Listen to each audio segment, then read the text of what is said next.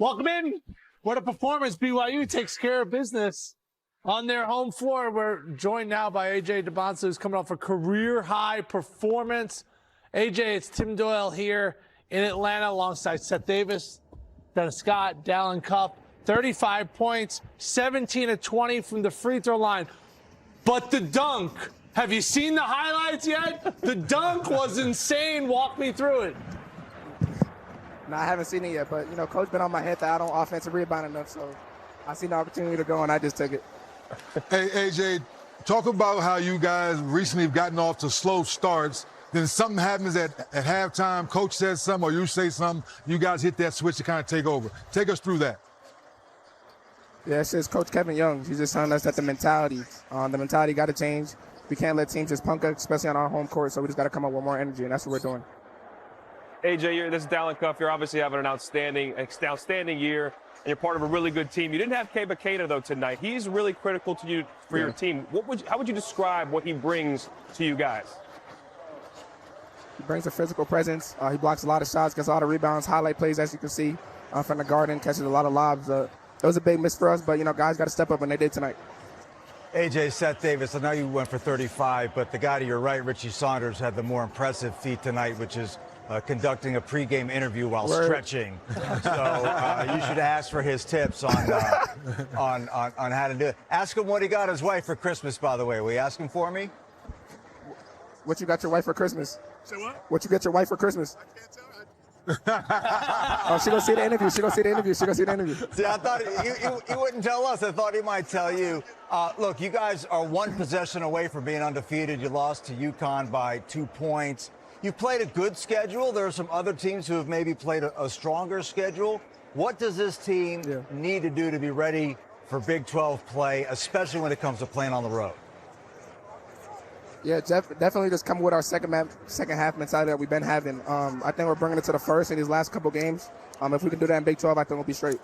Well, we know what you have to do before your next game. It's simple. You got to get dapped up by LeBron. He gave you the superpower. That's what happened when he dapped you up in Utah. He gave you the superpower. Did he say anything special to you when he grabbed you?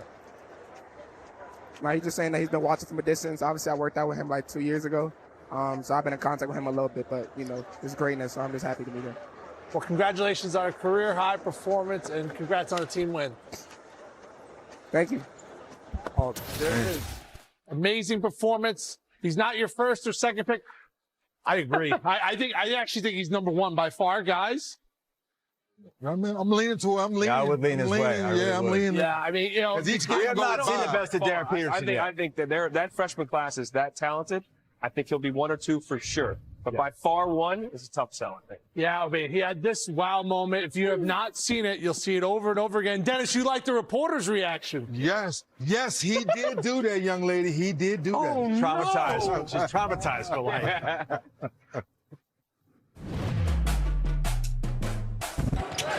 Good pass, right, in rhythm, no good.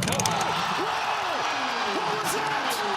AJ Dybantsa coming out of the rafters.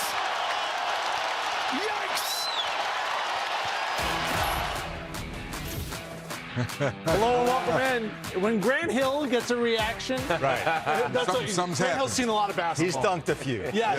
When he has a reaction like that, you know you did something special. Welcome into the TNT Sports College postgame show. I'm Tim Doyle alongside Seth Davis, Dennis Scott, Dallin Cuff. Abilene Christian BYU is a 32-point spread. We were wondering if this is going to be much of a game. You wonder, that's why they play, because we saw such an unbelievable special performance. AJ Dybantsa, career high, 35 points, got to the free throw line, took care of business. But, wow, what a moment that was when Grant Hill not only has a reaction like that, Dennis, but says it was worth the trip to Provo. That's pretty big praise. Well, it's worth the trip to Provo, and it's worth the trip for admission. It's worth the trip for your prescription. Any other way you want to watch basketball, because this young man really plays the game the right way. We've all watched a lot of basketball. Just understanding that he's not being sped up, Dallin. He's not chasing the three ball like most of the rest of the young kids are, taking 2 threes. He's playing at his pace, his speed, his rhythm. Now, defensively, he's getting better each game. Go to the free throw line 20 times in a ball game. That's NBA type of style of basketball where I'm attacking the paint. I'm not selling for bad shots. I'm only looking for great shots. This is a good game played tonight. Yeah, he was outstanding. I mean, he was what they needed him to be. Because bear in mind, Abilene Christian took the fight to them. Yes, they did. They controlled Yes, the first they did. 15 minutes or so of this game. He made timely plays for them to win a game that they were supposed to blow them out, but they did not. And this was the biggest one. This helped them really cement the momentum toward the end of the first half. It's a ridiculous catch on the putback, and it just fires it in. The reaction was outstanding, but that helped them finish the half 10-3 run. They go up 7. Here, when you're closing him out there, you want to give him space. To your point, Dennis, he's not going to take threes, Yep. but you want to make him try to take some. He got fouled all the time. That was a foul. They didn't call it. And again, here, he's waiting. This is critical. After they went up 12, back came Abilene Christian in the second half, made it a 2-point game. It's a 2-point game at this time. I want the ball. Give me the rock. Set it up. Little NBA move physicality then, just knocking down from the mid-range.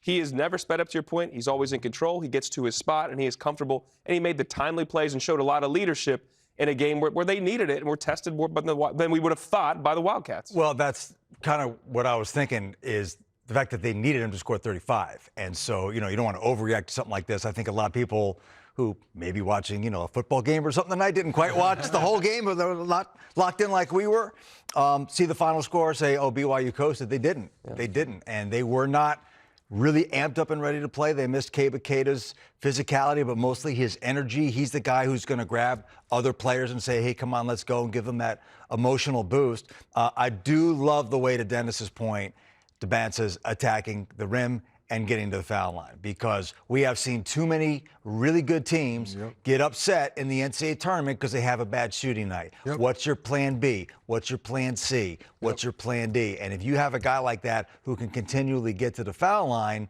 that is just a devastating weapon to take into the league on the road and into March. I'm just saying, and I know they didn't have Keita, they did get outscored on the bench 14-10. Their depth or lack thereof is their glaring canary in the coal mine deficiency. And at some point, it's going to I know they had a couple injuries, some guys they thought were going to be available are not. And then you don't have a Keita tonight, but at some point, they need more than the Brig 3 if they're going to really fulfill their potential. They also need to start games with some urgency. Like tonight was not it. They were on their heels, just kind of coasting around, and Abilene Christian was ready to play. Especially when this is your reputation. Everyone is saying this about it. How about proving us wrong? This is becoming their thing.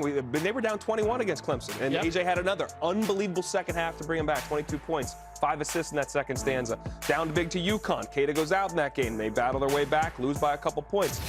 Down to Dayton, down to Miami. Like this is becoming a habit.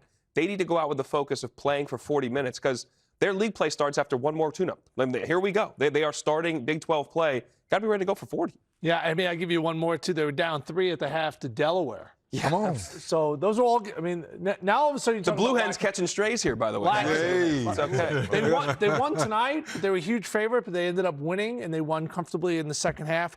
I loved your point about not shooting threes, though. In this game, he shot 2 threes. He only has one game this year, AJ Dybantsa, where he's made 2 threes or more. And the fact that everyone is so three hungry now, right? You're either shooting a layup or you're shooting a 3. He's actually still shooting mid-range jump shots. So that lets me know he's being raised properly. It's not always being a copycat. Stay to your skill set.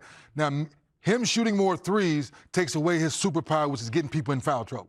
So all the analytic people out there, yes, I've been knowing 3 of, come on, I've been knowing 3 more than 2 for the longest if it's sitting at his desk, right? Yeah. But for him, it's attacking the paint, getting to the free throw line, creating a double team, and then showing his unselfishness, getting everybody involved, like Saunders was doing, shooting threes tonight. That's what makes him special. He's all about winning, man. Yes. He's all about winning. Yeah, I mean, he's helped his stock because he's been out on the floor. Darren Peterson hasn't been out on the floor. Unfortunately, yep. I think he was the number 1 pick maybe before the season. After tonight, I'm sorry, AJ's my number 1 pick. I mean, you look at AJ, you look at what Caleb Wilson's doing, you look at Boozer. I mean, there's so many guys out there. Obviously, you have to wait and see who gets those first 3 picks. But at the end of the day, everyone we're talking about, they impact winning, and that's why we love all this young freshman class so much. Well, there was other college hoops out there on the slate tonight. Huge day tomorrow. But Seton Hall came into this game, guys, 10-1. That is not a misprint. Jalen Sellers, watch him dance here, Dennis. Little wiggle in and out, tween, little hezzy, and then step through the left hand. Yeah, Providence needed this win, Seth, at home. Jason Edwards buries the 3, and then Vox here. Yeah, Providence has really been struggling, especially against high major competition. But what a turnaround for Shaheen Holloway's squad. Yeah, Stephon Payne with the big bucket here in the second half. And then Tawan Simpkins buries the three. Seton Hall with the dagger. Yes, sir. Seton Hall right now 11-1. Go dancing, Jim. Tan laundry there in Jersey. That's not exactly Shaheen's thing. Okay. This game was wild because down it was all Villanova in the second half, and then here comes Wisconsin. Yeah, Wisconsin basically playing at home, playing in Milwaukee, and this is a horrible last possession by Villanova, but they did out-tough Wisconsin the course of the game. The points off turnovers, Devin Askew's shot was well after the buzzer there. They go to overtime, controlled the game.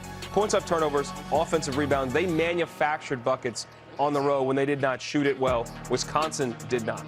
Bryce Lindsey buries the three. He had 12, and then Duke Brennan's a rebounding machine. He had 11 more rebounds to go with 13 points, and Villanova was bad, then they were good, and they took care of business in overtime. That was a wild Very one. impressive win for Kevin Willard, getting things done. The Big East. Oh, man. Oh, watch your head. We're making this girl famous in the back. Look at her. Oh, no! That was almost like a cold.